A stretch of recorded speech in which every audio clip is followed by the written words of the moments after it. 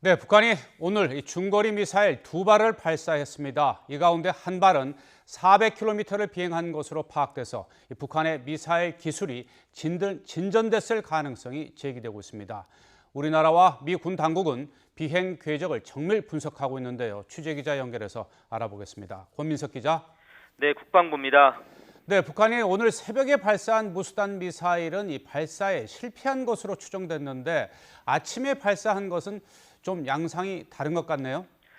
네, 북한은 오늘 아침 8시 5분쯤 북측 강원도 원산 일대에서 무수단으로 추정되는 중거리 탄도미사일 한 발을 추가 발사했는데요. 이 미사일이 400km를 비행한 것으로 파악됐습니다. 북한은 지난달 31일 이후 22일 만에 무수단 발사를 재개했는데 북한의 무수단이 400km를 날아간 건 이번이 처음입니다.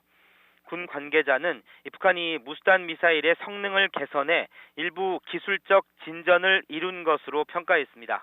한미 군 당국은 이에 따라 북한이 무수단 발사에 성공했을 가능성을 배제하지 않고 비행 궤적을 정밀 분석하고 있습니다. 북한은 오늘 발사 각도를 높이는 이른바 고각 발사를 통해 무수단의 사거리를 의도적으로 줄인 것으로 분석됐습니다. 중거리 탄도미사일의 최소 사거리 500km엔 미치지 못했지만 발사 각도를 높인 만큼 비행 거리는 큰 의미가 없다는 얘기입니다. 이와 관련해 전문가들은 미사일 궤적과 추락 양상 등을 세밀히 봐야 하지만 무수단 발사가 성공에 근접한 것으로 평가했습니다. 앞서 북한이 오늘 새벽 5시 58분에 원산에서 발사한 무수단 한 발은 실패한 것으로 추정됐습니다. 발사 직후 수분 동안 150km를 비행했지만 포물선 형태의 정상적인 미사일 궤적을 그리지 못했고 마지막에 공중 폭발했습니다. 아울러 북한이 4월 15일과 28일, 5월 31일에 쏘아올린 무수단 4발도 모두 폭발하거나 추락해 구조적 결함 가능성이 제기되었습니다. 그러나 오늘 아침 발사한 무수단이 이전과 달리 400km를 비행하면서 위상이 재평가될 것으로 보입니다.